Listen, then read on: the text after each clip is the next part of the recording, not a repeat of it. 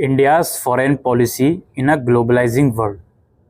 मतलब भारत का जो आजकल के टाइम पर पूरी दुनिया ग्लोबलाइज हो रही है, तो इस संदर्भ में भारत की क्या अंतर्राष्ट्रीय नीतियां हैं, फॉरेन पॉलिसीज़ क्या हैं आज के टाइम पर, तो उसे आपको समझना है।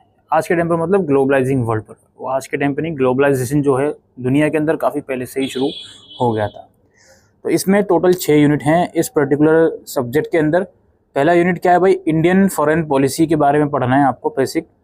Post colonial state to an aspiring global power, यानी कि ऐसा समय जब कॉलोनियलिज्म ख़त्म हो रहा था, यानी कि जब एक देश का या बहुत सारे देशों का पर्टिकुलर दूसरे देशों के ऊपर कंट्रोल होता है, वो पीरियड जब ख़त्म हो रहा था, उसके बाद से लेके एक ग्लोबल पावर बनने तक का सफ़र भारत का।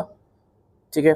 यूनिट 2 क्या है भाई, इंडिया के यूएसए और रशिया के साथ क्या रिलेशन है। क्योंकि ग्लोबल बात हो रही है, फॉरेन पॉलिसी की बात हो रही है, तो ऑब्वियस सी बात है फॉरेन कंट्रीज़ के साथ क्या क्या रिलेशन है, उन्हीं की बात होगी। यूनिट 3 में चाइना के साथ इंगेजमेंट भारत का। यूनिट 4 में साउथ एशिया के साथ इंगेजमेंट, डिबेटिंग रीजनल स्ट्रेटजीज़। और यूनिट 5 जो आपका है, India's negotiation style and strategies, इसमें ट्रेड है, इन्वायरमेंट है और सिक्योरिटी रीजन्स हैं, रिजाइम्स हैं। और लास्ट जो आपका यूनिट है, यूनिट नंबर 6, इसमें कुछ और टॉपिक्स आपको पढ़ने हैं, जैसे India in the contemporary multipolar world, European Union, BRICS और एससीओ। ये टोटल 6 यूनिट हैं। ये ब्रीफ सा सिलेबस है, कुछ दिखाने के लायक है नहीं सिलेबस में। अब हम बढ़ते हैं इसके एग्जामिनेशन पैटर्न की तरफ। तो पेपर एज यूजुअल 75 मार्क्स का आएगा दोस्तों। इन्हीं 4 क्वेश्चन का आपको आंसर करना है, और आंसर या तो पूरा इंग्लिश में दीजिए या फिर पूरा हिंदी में दीजिए। 2023 का पेपर है हमारे पास।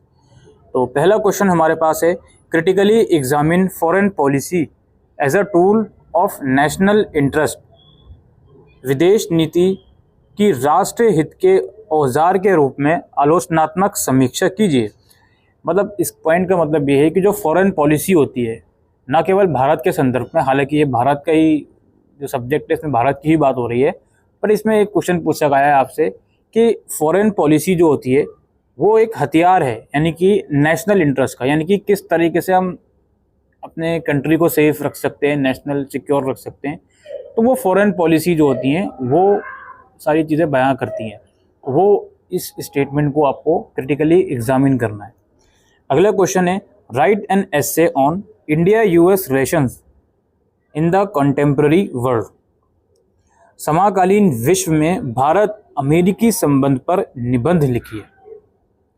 ठीक है, भारत और अमेरिका में क्या संबंध है, किस तरह का संबंध है, इसके ऊपर ऐसे लिखना है। फिर है आपका, Panchsheel has remain guiding principle of India China relationship in the light of the above statement, discuss India's policy toward China. इसमें यह है, पंचशील भारत चीन संबंध के लिए दिशा निर्देश सिद्धांत करता है या कर रहा है। उपरोक्त कथन के आधार पर चीन के प्रति भारतीय नीति का विवेचन कीजिए। भारत चाइना के बीच, यानी भारत के लिए चाइना के अगेंस्ट या चाइना के फेवर में, जो भी आप समझना चाहो, क्या स्टेटमेंट है वो आपको बताना है, क्या पॉलिसी है बेसिकली। इसके बाद है, critically analyse India's role in strengthening SAARC। SAARC के सशक्तिकरण में भारत की भूमिका का आलोचनात्मक विश्लेषण कीजिए।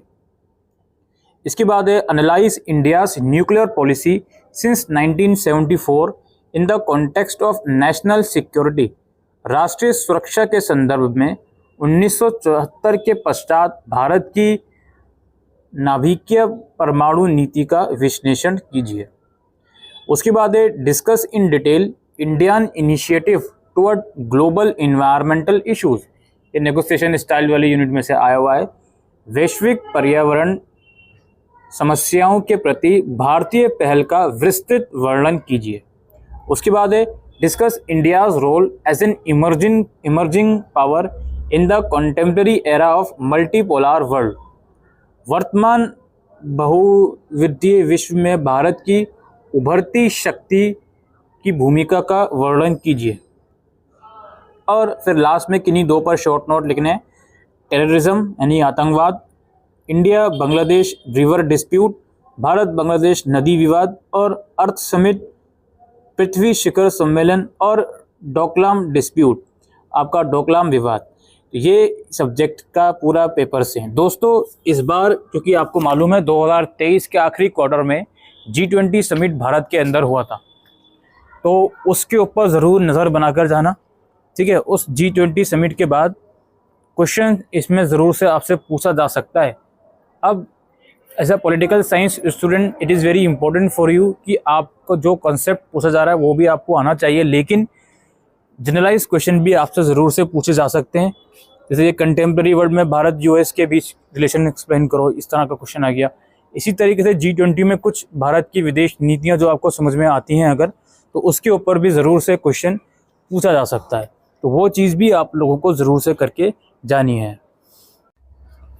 अब जहाँ तक इसमें सिलेबस के ऊपर वापसी हम आते हैं, तो इसमें आप लोग देख सकते हो, देखो USA या रशिया में से तो कोई एक ना एक ज़रूर आना ही है, और कई बार देखा गया है दोनों ही आ जाते हैं। चाइना वाला बिल्कुल स्ट्रेट फॉरवर्ड क्वेश्चन इसमें आया हुआ है।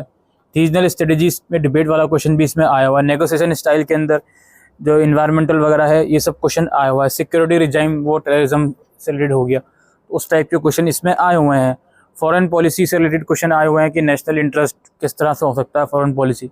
तो यूनिट तो अपने आप में हर एक इम्पोर्टेंट है, लेकिन ऑब्वियस सी बात है भाई, यूनिट 2, 3, 1 में से सीधे सीधे क्वेश्चन ज़रूर से आएंगे, इसको कोई झुटला नहीं सकता।